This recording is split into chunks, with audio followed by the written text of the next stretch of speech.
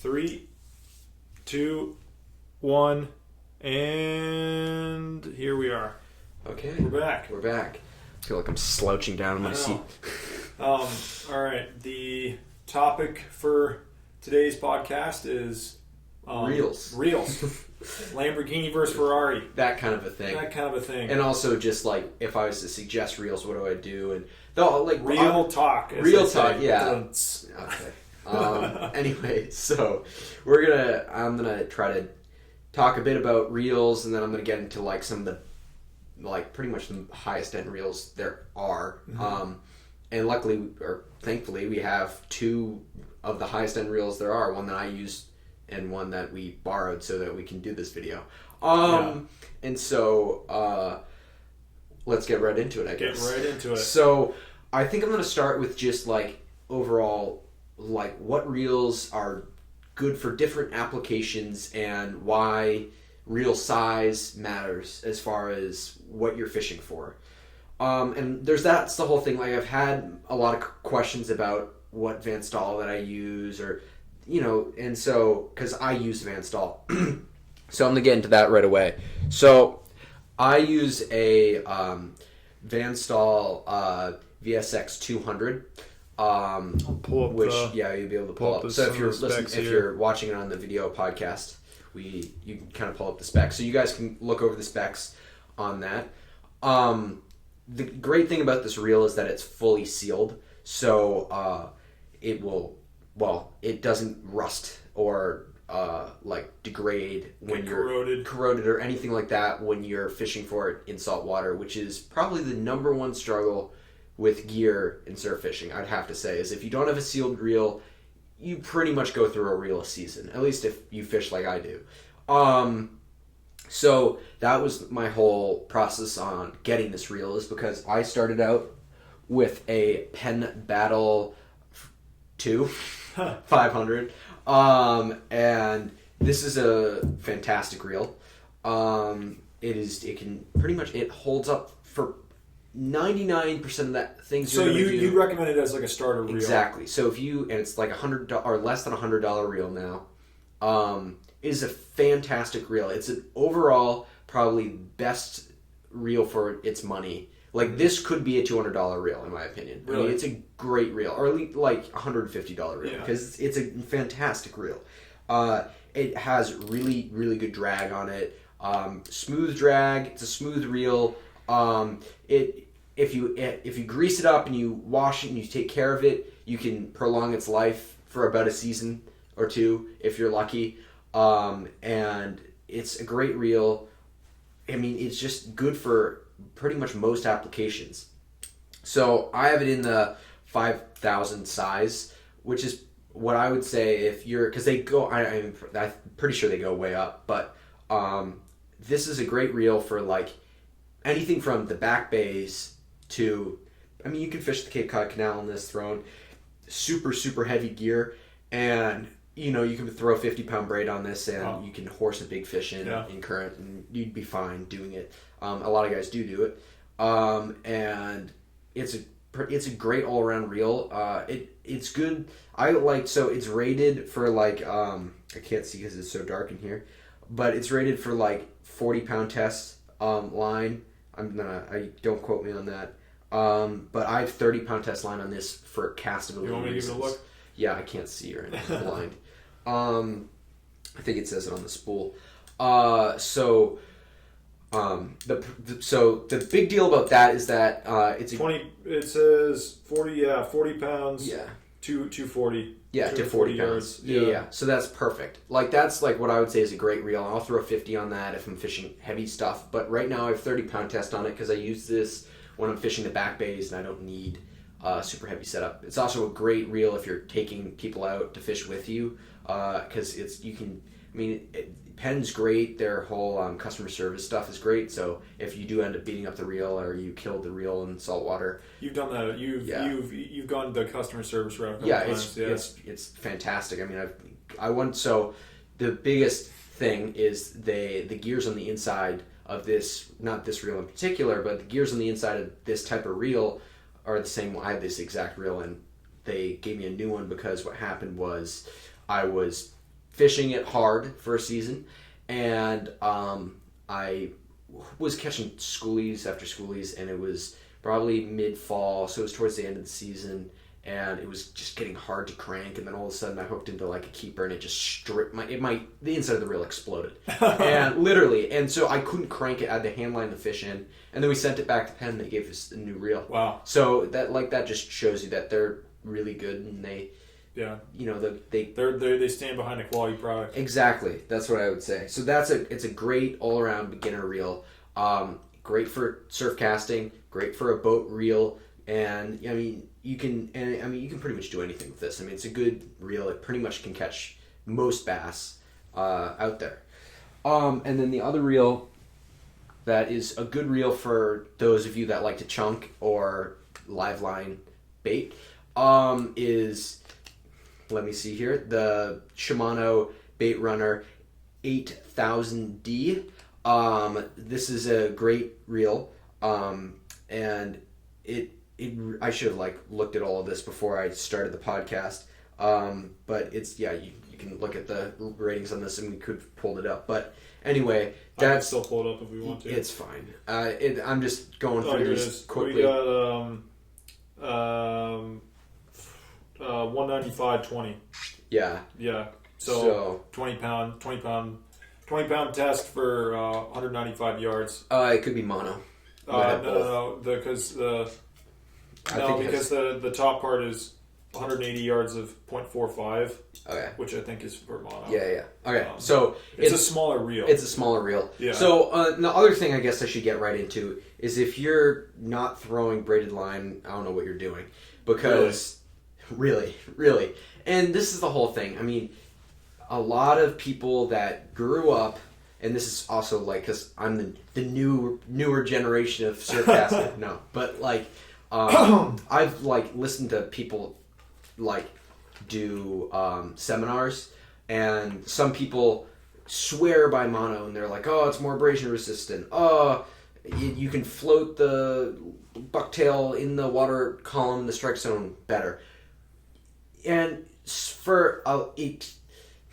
first, I can't speak. For the I know I got so heated there. For the majority of that is true. I mean, it has great abrasion resistance. It is fantastic when you're trying to float it in shallow water. I mean, you can't beat it, obviously, but then the other scenarios when you're trying to get it into deep water and sink fast doesn't work as well. But it goes both ways, I guess. But braided line is a fantastic thing because it doesn't stretch. So when I started out, I used to fish with monofilament. Yeah. And I didn't know at that time the difference between the two. I just heard that if you're not fishing braid, you're not fishing. Yeah. And so I put braided line on the reels, and then we were fishing with that, and it was fantastic because when you're fishing a lure, especially, whether it be a bucktail, it be any plug, you're able to feel everything that's going on. You're fishing, you're live eeling, especially. When you're floating a live eel, slowly reeling it, waiting for those taps of the bass. So if you're fishing with monofilament, you're never going to feel the tap. So you're going to have no idea when it hits it, and then because it just stretches. Exactly. So it stretches. So it's legitimately like fishing with a rubber band. And you hear I'm pulling that from John Skinner, who said that exact same thing. If you're fishing with it, it's like fishing with a rubber band. But it's so true. Yeah. If you're fishing after you go back from braid to monofilament, it is a lot like fishing with a rubber band. And a lot of you will know what I'm talking about if you've done that. Because it's like you have no touch and feeling to the lure plug or whatever you got on the whatever you have. Exactly. So it's great to use that. It's great to use it because you can I feel like you catch more fish because you can convert more hits into hooked bass. The other thing is you have a giant fish and you're trying to hook set. You have to hook set a mile before you actually end up putting the hook into the bass, because it's so much more difficult to get the hook into the fish. and that's another big reason why you want to use braided line, because you can, as soon as you feel that tick, you can whack the fish and the hook's going to be, plugged right into its mouth perfectly. Yeah. So that's a big deal. I just went on my little rant about why you use braided line. So Power Pro is a great company. There's a whole other one. Spider Wire is a great company. I mean, there's a bunch that are fantastic line companies. I have no idea exactly what's on any of these reels, but this one, but mine. So I know that this is Power Pro. I know that this is Power Pro. I know that this is Power Pro. I have no idea what this is. Yeah. I know that this is Power Pro Super Slick Generation 2 or something like that. Yeah. Which is fantastic. I've fished it all season, and yeah. I've not lost a fish due to my line breaking. But I fish. This is 30-pound braid. This might have 40-pound braid. This has 30-pound braid, and this has 50. And this has 80-pound braid. So you haven't talked about that one yet. Yeah, I haven't talked about that one yet, and we'll get to that in a second. But we'll go back into this reel. So this is a bait runner reel, which means that you can have your bail closed, and if you click this little switch thing at the end, the line will run out of the reel freely with the bail closed. Yeah. So when you're chunking or you're live lining bait, you can actually set the amount of pressure you can put on the bait runner on the end of the reel. So if you're live lining, you want it a little bit harder, and if you're if you're just chunking, you want it lighter. And that's great for when you are chunking or live lining stuff. I mean, there's no better reel for that application than like a bait running reel. This is just one that I've used, so that's why I'm saying this is. Well, I haven't gotten into. I know Shimano makes a great bait runner reel, so if you want to go get something like that, and it's a great boat reel, because if you're live, I will use this if I'm on a boat live lining bait. I will 100% use this reel. I would use it over my Van Stahl, and I'm impartial to my Van Stahl. So we went over the two reels. So those are two great reels. That the Shimano is like a $200 reel, so it's a great bait running reel. I mean, for what it is, it's good. The Pen is what I would suggest to anybody that's trying to get into surf casting. Just bang for your buck. Exactly, it's the best bang for your buck. It's a great reel. Okay, so now we're gonna get. I mean, we went over the Van Stahl. Now we're briefly, but so the Van Stahl is the best surf casting reel out there, hands down. So we're getting into now the top of the line. Yeah, so these are the top of the line things, as we call it, like Ferrari versus Lamborghini. Exactly. Yeah. So it's the whole thing that's they do relatively the same thing. They're just a little different. Yeah, exactly. Yeah. But again, there's nothing better than for surf casting purposes. So if you're in the surf, you're waist deep, waves hitting you in the rocks. There's nothing. Soaked. Yeah, exactly. There's nothing better than a Van Stahl, because it holds up. Because if you do that with any other reel, it's going to die. Didn't you tell us? Did you say to me once that they found one Yeah, I heard, there's a story out there, and I'm sure a lot of people know it, of somebody that lost it and they found it 2 years later, and it's still they got one service in it and it was perfectly fine. So it's they're pretty much bulletproof. Now the reasoning I would say for buying something that is $700, $800 reel is because if you kill a Van Stahl, if you kill a Penn Battle 7 times, you're at this. Mm-hmm. So you could do that twice every season for a couple of seasons, and then you're at a Van Stahl. Mm-hmm. So that's kind of my reasoning behind getting a Van Stahl, because you got to be fishing a lot. Exactly. To make it worth it. Yeah, that's the thing. You want it to make it worth. If you fish a couple times a month, then stick with the Penn Battle, keep it clean, and it will do everything this reel does. If you're fishing 5 to 7 days a week, and you're in the surf and you're getting pounded by waves and you're hooking into big fish and you don't want your drag to slip or your reel to explode or something like that, the Van Stahl is pretty trustworthy. I mean, you pretty much get what you expect from it. It's not a super smooth reel. You can't get your reel going in, and the reel will spin around multiple times like the dogfight will. But if you're gonna use, but if you like, it's pretty smooth as far as like once it gets salty and everything, it's not gonna like get like a coffee grinder. Yeah, literally. And so if you got the money, but if you have the money, you should spend it on the Van Stall. Yeah, I would say if you have the money for this application, spend it on the Van Stall. And the other thing is we're going to talk about sizes of the Van Stalls. So I have the VSX, obviously. I'll pull this back up again. Yeah. So I have the VSX, and as you can see on the screen, if you're watching it on the thing, there's multiple different sizes.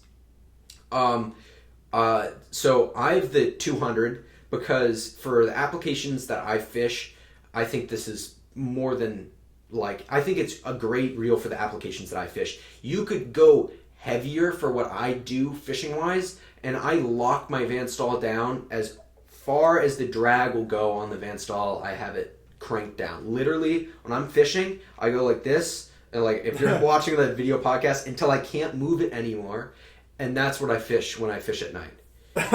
And literally, and you get fish screaming out of that thing. Exactly. I mean, this is. What does it say for the 200? I think it says it on the screen. If you can for the for the 200 for drag pressure. 200 gear ratio, weight, spool, line retrieve. I don't know. Keep swiping. No, it doesn't say. Yeah, I don't think it has it on there. Or at least I can't see it. I might just be an idiot right now, but okay. But whatever it is, I'm sure it's like 25, 30 maybe. I don't know, something like that. Yeah. Whatever it is, it's enough that I feel like when I'm fishing for 30, 40 pound bass and I need to turn it, I feel like I can turn it. Now, I've thought about it multiple times with the conditions that I fish under, bumping up a size or two, because what I've been catching a lot of large fish and being in this surf, and I've loved this reel, and I've fished it for 2 years, and I've caught a whole bunch of fish on it, and it pretty much does everything I want to do. You could, for me, in my applications and how I fish with big lures and heavy line, I could bump it up one. I wouldn't go any further down because I feel more confident if I can have like an endless amount of drag. So then you get into something like the dogfight. Now the deal with the Daiwa dogfight, which we can pull up the specs on that, is I think it's what is it? I think it is like the number one. It's like this and the Shimano Stella, which we don't have, is the number one. This is, and I think honestly, the dogfight is the number one reel ever. Like for big game fishing, I don't think there's a better reel for big game fishing than the dogfight. And just because it's like mag sealed or something like that. Which means it can pretty much be dunked and reeled underwater with little to no damage to the reel. And it has incredible amount of pickup on the line, which means every single time you crank the reel one revolution, it picks up, I think, something crazy like 3.5 or 4 feet. The gear ratio? Yeah. Yeah, it's like, it depends on the size, but 4 to 3 or 5 to 7 or something. Yeah, it just depends on the... 5.7 to 1. Yeah, there's different gear ratios. There's like an HP one or something like that, which means it like picks up more line than the other one or slower. Anyway, but so this reel you can catch anything. People catch bluefin tuna on this reel. Really? Which is hint hint maybe coming next season. Hint hint. Sight casting. But I guess it is. Sight casting to bluefin tuna with this reel may happen next season. Hold that puppy up to the camera. Yeah, so if you're watching the video podcast, you can see this. And this is what you would call a smooth reel, both with drag and with like how the like handle turns. It can just go forever. And it's a very smooth reel. People catch anything with this. And you can like put whatever pound test line you want on it pretty much. Mm-hmm.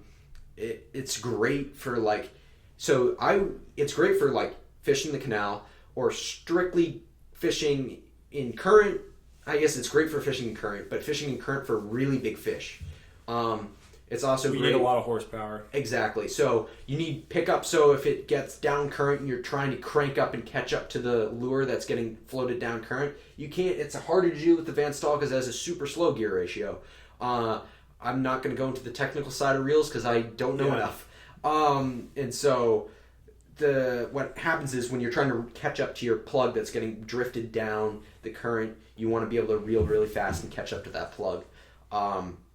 So what I try to do is when I'm fishing, if I fish beside people that use this reel. I don't think I've caught a fish on this reel before, but I've seen we got a 40-pound class bass on this reel eeling. So that means you are super slowly moving this reel to like fish an eel. I mean, you're creeping it along, but this has like 60 pounds of drag or something, 50 pounds of drag, and I mean, you crank this thing down all the way. It's not going anywhere. It is absolutely not going anywhere. And if you can believe it, I can't even move that. Try to move this. Try to even.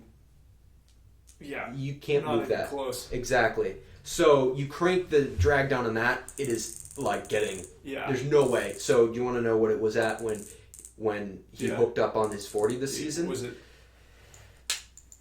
This is what it was at.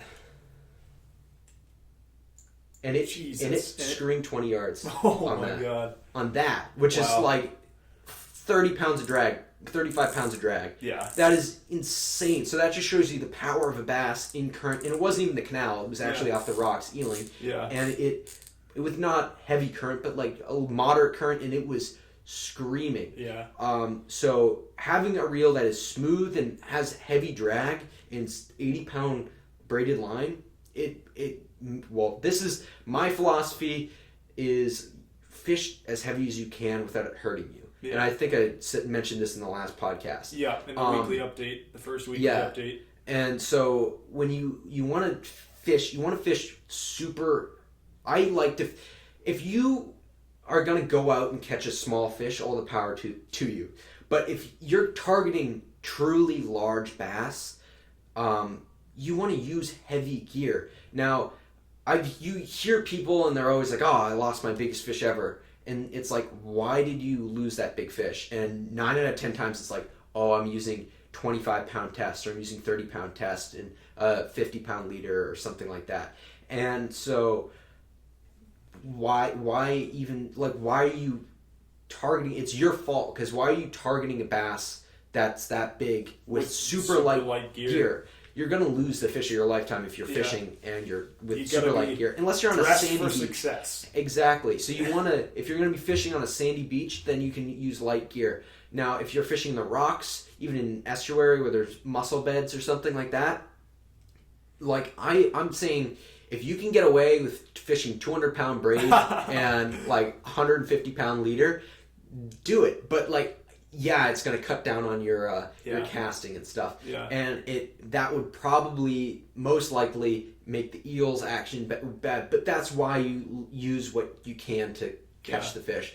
That's why a big part of why I'm so successful, because I've converted almost every single one of my hookups this season to landed bass. Yeah. Even though I had a handful of really large fish take me into the rocks, I had a bass. Here's a good story. So I cast it out there. I was not expecting a really big fish on the first cast. I was fishing a darter or something like that, and I casted it right up next to these boulders. The fish eats it and takes me around a boulder instantly. Now and this is also a testament to how strong like braided line is and what you should do when you hook into a big fish and it takes you around a rock. The bass takes off, goes around a rock, you loosen your drag up, because when you're trying to cut braided line and it's without tension, it's like nearly impossible. So you loosen your drag up, you let it take you around the rock, and you like let it get itself out of the rock. And 9 out of 10 times it will eventually pop out of the rock and you'll be able to get it. So in this scenario, I cast it out. The bass ate it right next to the rock. I wasn't expecting it. It took its initial run straight back into the boulders. It got me around the right side of the boulder. I spent probably maybe 3 minutes trying to like loosen it. I had my drag loosened up, but I had the rod way above my head, way up there, trying to make sure that my line was at as high an angle as possible to the rock. Eventually, the line, I think, slipped up and over the rock. I lost tension on it for a mere moment when I cranked up really quick and got the slack back out of my line. And I was able to tighten up and land that fish, and it was like a 25 pound. It wasn't a big. It wasn't a giant fish, but it was a decent bass that got me in a rock. And I, using braided line and being able to, you know. Yeah. So when you say that you should fish as big as you can until it hurts you, like how would you know that you're fishing too big? I mean, that's the whole thing. It's like, okay, you're fishing. If I'm fishing 80-pound leader and I'm fishing all night and not catching anything, maybe you switch it up to 60-pound leader, and then you might start catching. Trial and error. Exactly, and that's the other thing is it's a confidence thing. Yeah. If it affects the action of your lure, that's another time where you switch it up. If it affects the eel or whatever, or they can see it. So I wouldn't fish that. Like, I wouldn't fish 80-pound leader during the day because the bass might get line shy, which also I think is a complete myth, because a bass will eat like something that is covered in seaweed. Exactly, but not that exactly. Yeah. But like metal lips. Yeah. You know, they have this what fish has a metal lip attached to it? So like, you can't give me in the line clips, like, people are like, oh, you got to go down to 15-pound test during the day because they can't. They will hit anything. I fished with straight braid and caught giant fish on straight braid. It really doesn't matter. I think personally, I don't think it matters. I think they'll hit it regardless. They're aggressive fish. But when it does and it ends up mattering, then that's probably when you want to switch down. Although I wouldn't know, because I still would fish high, because I don't want to. I'd rather. This is also another philosophy of mine. I'd rather not hook a fish that's giant and with light gear and lose it than catch a fish at all. Yeah. You know. Yeah. So yeah, exactly. So you would rather So you would rather catch fewer large fish because you're fishing with heavier gear than fishing with lighter gear and maybe have a higher probability of hooking up, but a much, much higher probability of losing that fish. Exactly, because you all know the horror stories of losing giant fish and how awful it is to do, because I hate it. Did you talk about bail versus bailless? Yeah, so that's the other... Thank you. That's the other thing that's good. So... once you go bailless, you never go back. Yeah. So the thing about bailless reels, like the Van Staal, and I think a couple Penn reels have bailless, is when everybody knows when you're casting a plug and the bail snaps back on you and the plug sails off into the sunset, how frustrating that is to you, because it's just it's the worst. Yeah, it's like throwing like a $20 bill just or more. I've had plugs. It's like $20 bill, and you've been waiting all week to get this plug, and you get it first cast. The bill snaps back on you, and the plug's gone. You're just like, everybody's been there. So what you do with this is and I feel like, anyway. So the line comes off the reel. This is, I guess I should take the thing off so I can kind of demonstrate this a little bit. If you're watching on... Go a little closer to the camera. Yeah, so if you're watching on the video, can they see that? A little higher. A little higher? Okay. So what there is there's a line roller right here on the reel. And so when you cast, you pull it off the line roller and you cast. And then when the plug lands in the water, you can actually grab it with your finger and hold that down, and you can reel along. You can reel, and it will catch on the line roller, and then you can let go with your finger, and it's on the line roller.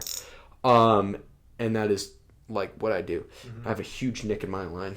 So anyway, so that's how you fish bailless, and it actually is faster because you don't really have to flip the bail on and off, because it will... Yeah, exactly. And that's really the big difference between a bailless reel and a reel with a bail, because it's a lot better you don't lose any plugs because your bail snaps back. Yeah, I thought it would be a huge pain, and you had me fish that once, and I was like, mother of God, why was this thing even invented? It's just so much simpler, less moving parts, and it's equally, if not faster. I know, but it is faster. I think it's faster. Yeah, and when you get used to it, it totally is. I mean, it just doesn't make sense. I don't know. It just doesn't make sense why they invented the bail in the first place. Yeah, if that's all it takes. Yeah. And I agree. I mean, they should because you lose so many less plugs and it's faster versus manually flipping the bail, casting, manually flipping it back, and then going. Yeah. That's like, and the risk of it clicking back, and and some people like it, some people don't. I mean, I feel like why wouldn't you use if you have the ability to go bailless? Why wouldn't you? Mm-hmm. I mean, some people try their best to like make their reel bailless. I mean, because it's so much easier and better, and that's another pro to the Van Staal. I guess a huge con to the Van Staal is it has the stickiest drag in the world. So if you're catching a really big fish, bigger than like a striped bass, so like I would say a tuna or something like that, the drag sticks, or a fish with a soft mouth, the drag when it gets pulled out, it's not smooth when it's getting pulled out. It like sticks and gets harder and less hard, and that you can lose fish that way. You can even lose striped bass that way, depending on how hard you're fighting the fish. So that's a big flaw in that. Mm-hmm. Now I could talk all day about like. I guess we should talk more about the Van Staal and its sizes. When pairing a Van Staal with a rod, you want to like try to pair it so it casts the best and everything like that. Now, I think that if you're using a rod that is under, I'd say anything, if you're using a rod that's like under 9 feet, you should get the 150 Van Staal. You're using a rod between 9 and maybe 11, I would use this, and then from 11 to like 12, I would use the one above this, the 250, and that's pretty much what I would use as far as like the different sizes for the Van Staal as far as what you're using for your rod. So what do you? That is a 10-foot GSB Lamelless GSB rod. I think it's rated from 3 to 7 ounces, I believe. And that is a great rod for eeling with big eels or throwing medium to large plugs. I mean, people even say that's heavy. And the thing to me is like, I fish heavy stuff. So when I tell people, oh, I fish 50-pound braid and 60-pound leader to 80-pound leader, people are like, oh, that's giant. And I fish rods that are rated from 4 to 10 ounces or whatever. And they're like, oh, that's giant. It's like, but I'm throwing an eel that's 25 inches long and weighs probably a pound. So, like, it's ridiculous. Yeah. It's like throwing a python. It literally, like, you want to fish for your applications, the applications that you use. And for that application, I think that I would have needed an 11-foot rod, and I would need a 250 Van Staal. That's what I would have thrown for an eel of that size. And I would fish, and again, I'd be fishing 80-pound leader, and I would be fishing 80-pound braid. And I feel like that would be in like a 10-aught circle hook or,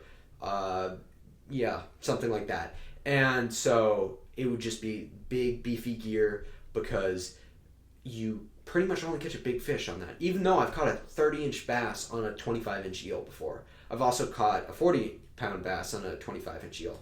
That's where you throw a big eel. So do you always match like leaders to the poundage of the line, or is it different? I mean, I don't think it matters, honestly. And you're talking about, you want the further abrasion resistance. That's why you want to use monofilament or fluorocarbon. The other reason you want to use monofilament or fluorocarbon is when you're grabbing the line. Here's Braided Line's 2 biggest flaws. You grab Braided Line when you have a fish on there, that's pretty sizable, and you try to lift the fish up, your hand's cut in half. Yeah, not really, but it's sliced. It's like a cheese. It's like a cheese wire. It just goes like right. It goes right through your hand, and it's like a good quality paper cut. So that's what it's equal to and equivalent to. But if you grab the monofilament or fluorocarbon, you're going to be able to lift it up, no problem. Other thing is, if you're casting something over like, say 3 ounces. Sometimes you'll cut your finger on the cast, depending on what pound line you're using. Mm-hmm. for a lot of people that fish a lot, you like me, and you cut it so many times, every single time. I have a callus that I build up there, so I don't need to use a glove, and I can throw something that's 10 ounces as hard as I can with 30-pound braid, and I won't get cut, which is just shows you how long you've been fishing. And I've done it without, like, at the beginning of the season, and your finger gets cheese grated instantly. Yeah. But that's the thing, like, you build up the immunity of the line. But I think that the pros outweigh the cons as far as braided line goes. And I'm sure that it's it's a confidence thing. So if you have more confidence in monofilament, by all means, fish your monofilament. Fish your rubber band. But it's not that much worse, but it is. Yeah. I think you miss more fish, personally. And people will say, "Oh, but you land more fish with it." But how do you? I mean, maybe if you're on a boat. That's my one thing. Like, if you're trolling, use monofilament all you want. If you're fishing for anything, like, this is striped bass specific as far as braided line goes. If you're fishing for other types of fish, it might not be as good as far as, like, how tough their mouths are. But a big striped bass has a very tough mouth. I mean, they're eating lobsters, crabs. I mean, and all the spines that are on the fish that they eat. I mean, they need to have tough mouths so they can, they can eat it without getting punctured. So that's the whole thing about being able to like match your equipment to what you're fishing. Exactly. Yeah. And part of that just comes with experience and trial and error. Yeah, and believe me, when I first started out, I was using lighter line. I was using 20-pound test stuff in fishing for schoolies, which, again, application, like applied to application that you're fishing, it worked perfectly fine because I wasn't catching anything big. But if I hooked up onto something that was 20 pounds, I probably would have lost it on that. Because I've done tests with a lot of line, and even though they might claim that they're as heavy as they are, sometimes they're not. So I encourage people to get a weight. Just a dumbbell. Just like a dumbbell, and try to put something around the dumbbell so it doesn't, like, cut the line or if it snaps where the dumbbell is attached, then it breaks. But if it breaks, like, in the middle, then it's like a legit thing. But, like, if I'm lifting up a 25-pound weight with a 30-pound test, like, line, and it snaps, which I've had happen before, I'm like, okay, so it's not really for the pound, like. So not rated correctly. It's not rated correctly. And then I went on this whole rabbit hole of looking up why, and then I think I figured it out, and this is, again, don't quote me on this. I think I figured out that the line companies, or at least a couple of them, use the pound of, like, what the weight of the fish is. So if you're catching a 25-pound fish on 25-pound test, it should hold. Or if you're catching a 30-pound fish on a 30-pound test, it should hold. But I don't. Again, how do you? That's so weird. It's like how do you? I think that is. I could be completely wrong, but I was looking it up at one point, and I think I read that. But again, I would encourage you to try to test out your line, just so you have knowledge. And the other thing is, if you've ever gotten your hook snagged in a rock and you lean back into your thing to see how much pressure you can put on the line before it snaps, test your knots and whatnot. I've obviously snagged rocks before and had to pull back on this, and I'm increasingly shocked about how much pressure I got to put on the thing before it snaps. Yeah. And I think it's way more than 50 pounds of pressure. Yeah. I mean, I think I'm putting like 60, 70 pounds of pressure on the thing before it snaps, which is great, which means you have good line, and that's what I look for in good knots. Yeah. And I guess as far as knots go, we could do a whole podcast on it. I don't know if I could do a whole podcast on it, so I'm going to do a little thing. So, braided line to like a swivel, I do a polymer knot. And I won't go into like how you tie these knots, but you can look them up. They're pretty like you taught yourself how to do all exactly. They're very you should be able to find them on YouTube or on wherever. And then the other one I use if I'm tying fluorocarbon or monofilament is I use the improved clench knot. And I've used them all season and I've not had one pull. Knock on wood. Yeah, knock on wood.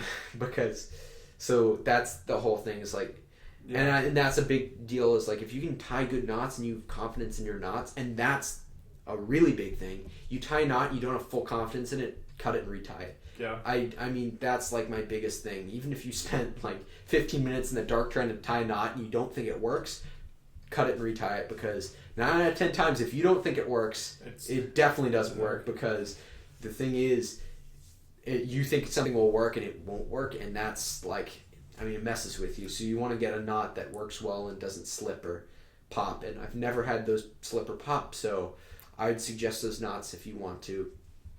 If you've been failing, and they're probably the 2 easiest knots to tie. Did you talk at all about the what the difference between mono and fluorocarbon is? Yeah, I mean, again, I'm not like the leading expert on monofilament and fluorocarbon and the difference between the two. But just from my experience, fluorocarbon's a little bit stiffer than monofilament. And it's a little bit... So it doesn't stretch as much? Yeah. So it doesn't stretch as much as monofilament does. And I think it's a little bit more clear. It's also more expensive. I like fluorocarbon. A lot of people don't like fluorocarbon because it's harder to tie knots with. Mm-hmm. But I prefer fluorocarbon because I think that it has better abrasion resistance than monofilament does. Either one works. The only reason I'm fishing fluorocarbon is because I hooked into like a 40-inch bass this season, and it took me into a rock and snapped me on the monofilament, and so I haven't gone back to monofilament since, and I haven't lost a fish since. There you go. So to me, trial and error. Yeah, exactly. It's a huge trial and error game as far as that works. It's also a huge confidence thing. Yeah. I mean, lure confidence is a big deal when you're fishing with lures. You want to try to, if you have a color that you're confident in, it might not be the right color. But at the same time, I don't think it really matters to the fish because they've seen a whole different color spectrum than we do. So, who knows, like, what they're actually seeing when we show them a thing? Like, have you ever seen a Chartreuse fish before in your life? Like, there's no, like, that's the thing. It's like, what bait are they eating that's Chartreuse or black and purple? It's so, exactly. Yeah. Even though black and purple could be a silhouette. There's a whole like line of things that you could talk about as far as for the Plug podcast. Yeah, for the Plug podcast, which we're definitely going to do at some point. That one I want to go more in depth for as far as like hooks go and everything like that, because that's going to be a very cool topic. I guess as far as, do I bend out a lot of hooks when I fish? Mm-hmm. Yes, I do. Bend out a lot of hooks when I fish. Have I been extremely, extremely lucky, and every single time I bent out a hook or mangled it, I've landed the fish? Yes. Have we lifted the bass out of the water and had the thing completely fall out of its mouth because it's bent straight? Yes, twice this season. So, and also as far as like tactical angler clips go, we've also had those bent out, and had the bass pop off right at my feet. And that's the thing that's like, it's just, that's the thing, you know. If you fish heavy gear, that's the con to fishing heavy gear, I guess. Yeah. You do bend your gear and break it. That's why when I fish with gear, I choose plugs and stuff that I believe in and know are not going to snap if I hook a 50-pound bass in super heavy current. That's why you want to either bump up your hook size, or sometimes your plug manufacturer will have an option, or either have super heavy hooks. Now, I would say 4X strong hooks, like a 4X strong VMC treble hook, is not as heavy as you'd think it is. I bent them out on 35-inch bass. When I fish, I would say 5 or 6 to 8 even. I would fish. That's what I fish when I do it, depending on how big the plug is. I fish up to like 8X strong hooks in like if I'm fishing current or fishing a large plug, which I know could have the possibility of hooking into a really big fish. I try to fish as heavy like hooks as I can, because I know that I'm putting so much torque on my line, on my reel, on my rod, on my plug, and on my hooks that it's going to snap open. I've never had a problem with split rings. I've used a whole bunch of different split rings, and I've never had a problem with any of them. And I've also switched out a handful of split rings, so I don't think that really has a problem. If you have a rusty hook, undoing it from your plug and putting on a new hook, I don't think makes it any less strong. I think the more you do it, I guess it would, but I've done it to plugs 10, 15 times and hooked big fish on it after that, and I've had no problem with the split rings. Actually, that's a lie. I think I've bent them out on an SP Minnow before. But as far as that goes, that's a great, like, if I'm gonna, like, if you want to try to convert, if you keep losing big fish, like I felt like we were cursed because I felt like we couldn't land giant fish because. What are your things you look for? Well, if you start losing big fish. Well, what are the things you look for? Probably number one reason of lost fish is probably knot failure. Number two is probably line failure. Mm-hmm. Number three is probably rod failure. But which I've had happen to me multiple times and it's never fun. It sucks every time. Yeah. Having a rod just fold on you for no reason. Sometimes it's your fault for high sticking, and sometimes it's the fish. Yeah, hook sitting on a big, and that's the other thing. Like you could do a couple of things, and if you hook sit on a big fish and your rod snaps because you're fighting very hard gear. Okay, I guess that is a good segue into another thing. Is you want to look at your rod and what it's rated for as far as line goes, because if you put too heavy line on the rod and you crank your drag down to the max, you could, depending on how much pressure the fish can put on it, you could snap your rod. Pressure's got to go somewhere. Yeah, exactly. I would say though that I would say you can probably get up another maybe 20 pounds from what the rod says before you're starting to risk it. Once you get up to that 20 pound mark, like I'll fish 50 pound braid on something that's like rated for 30, but I try to stay around 40. Like if it's rated to 40 pound, then that's like better. If you're fishing like 50 pound braid, because your rod could snap. If you're fishing very hard and you're hooking into a big fish. And the reason I use heavy gear as well is to be more healthy on the fish. If you can fight a fish super hard and you can get a quick release on it, it's going to be much better for the bass in the long run, versus fighting with 15 pound test line or whatever and having a fight that lasts 25 minutes because you're fishing super light drag and current and super light line, and you're fighting this fish for super long time, and you get it up and then you have to either revive it for a long time. And we've fought fish really hard and got them out there instantly and had them die. I mean, we had one that didn't fight at all this season. It was probably about to die. Yeah, I think that was. And the bass, it died on the release for no reason. I mean, it was hooked right in the mouth. We kept it in the water the whole time, picked it up, took 2 pictures, put it in the water, revived it for how long? 15 minutes. Yeah. And released it, and it went belly up. Yeah. We have the longer, more in-depth story on the introductory podcast. Exactly. Getting hooked. Exactly. Of that fish. Of that fish in particular, but that was a little story about that. Yeah. So what else do we? Let's just check and see if there are any questions that you wrote down from people on the Instagram. Yeah. So I have a few questions. I just picked 3 random ones. I guess if you leave me questions when I ask them on Instagram, I will give you like a shout out in the podcast. I'll like say your Instagram. And I will answer your question. So these are just random ones that I picked, and they're from just random like comments and DMs and everything like that. Do you know who made these or no? No, I have no idea. It was just for this one because who knows? Yeah.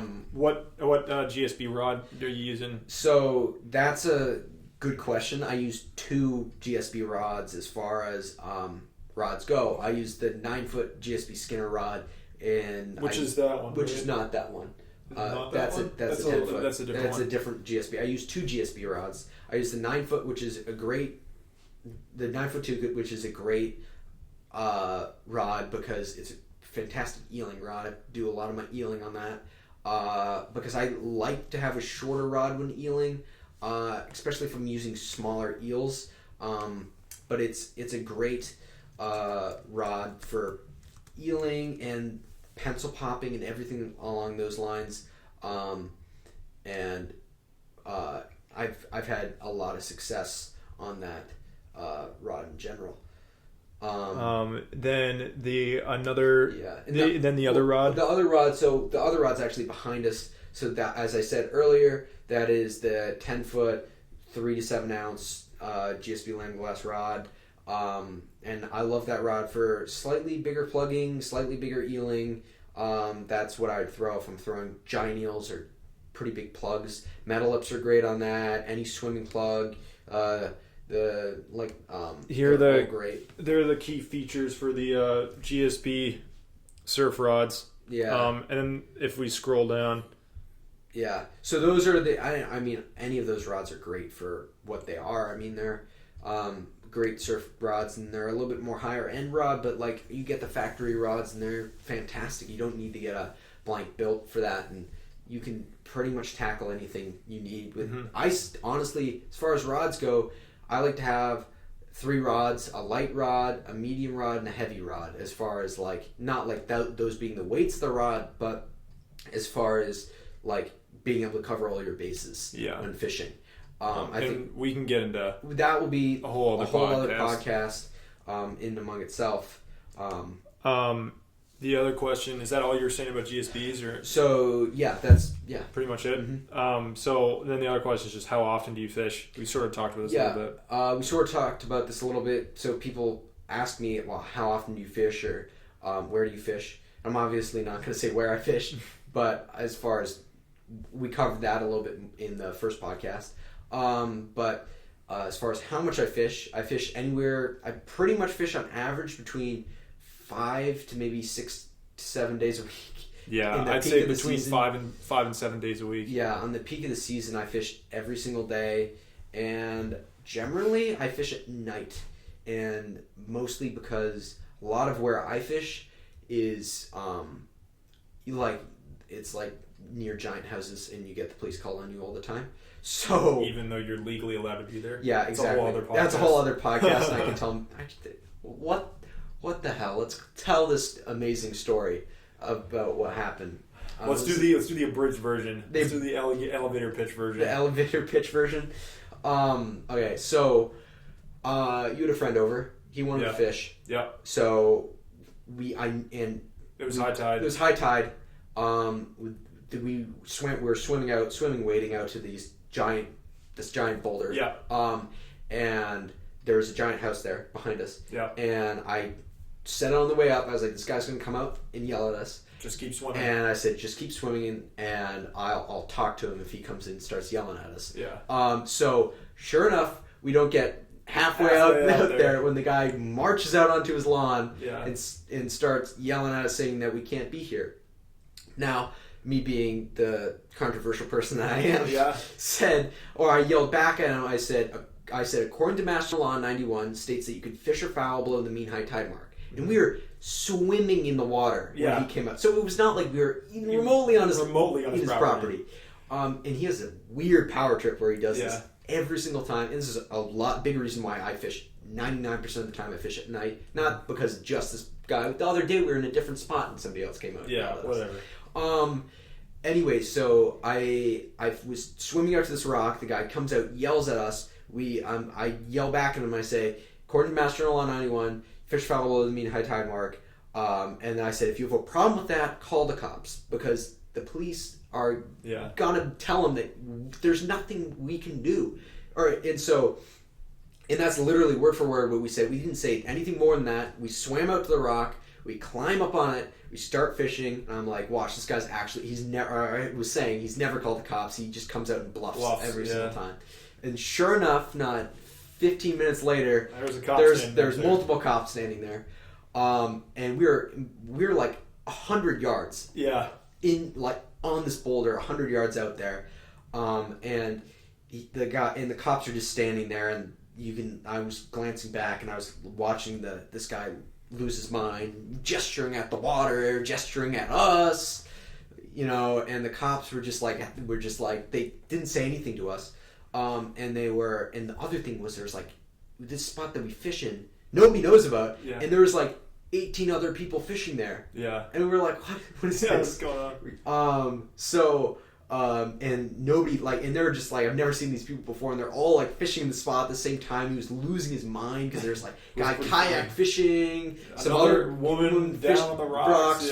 Like the three of us there. Yeah, it was ridiculous. Yeah. And so it was so funny. He was losing his mind, and then so later we got picked up at one spot. Yeah. And apparently the cops said that they were talking to this guy for like 15 minutes, explaining to him why we're legally within our right to be out on a rock fishing. Yeah. So I'm sure everybody has their stories with, either having power tripping landowners or power tripping landowners, and so that was interesting to say the least. That's interesting to say the least, I guess. Last question is, when it's windy, is it hard to use the Van Staal? I guess that's perfect for this podcast, right? Yeah.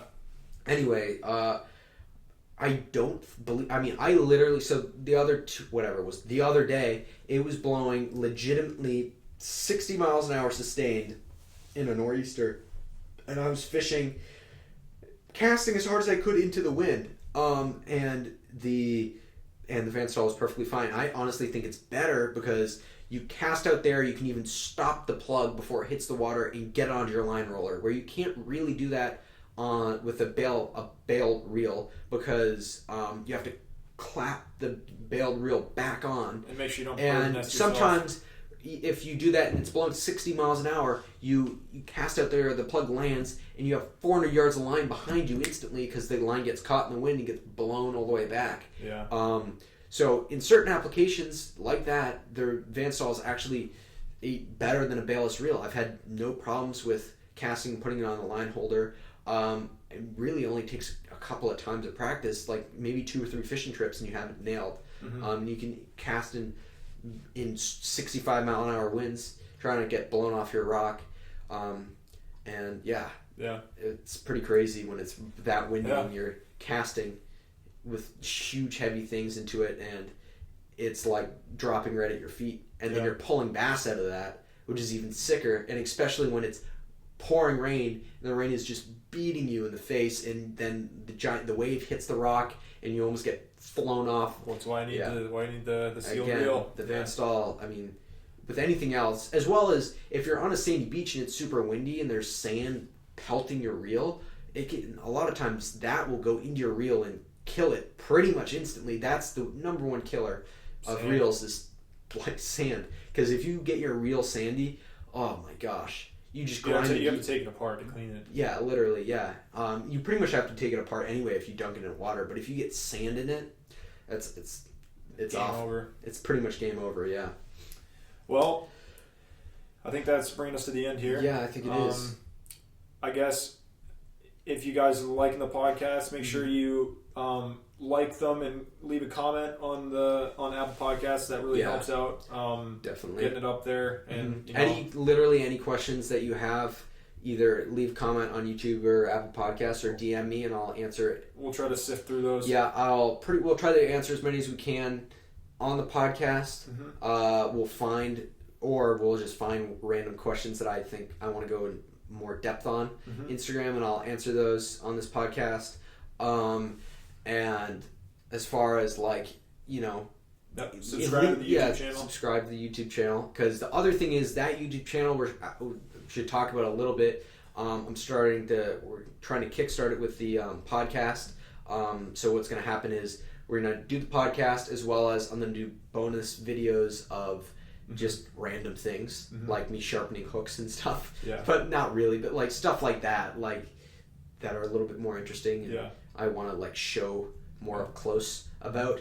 And then I'm also going to start the TV show thing once the season kicks back up again, and we're gonna do other videos on. It's gonna be a whole thing. So subscribe to that. You'll get bonus videos and footage, as well as you will be able to watch us, and subscribe to the podcasts wherever they are, so you make sure you get them when they come out. Yeah, and any feedback is good feedback. Yeah, exactly.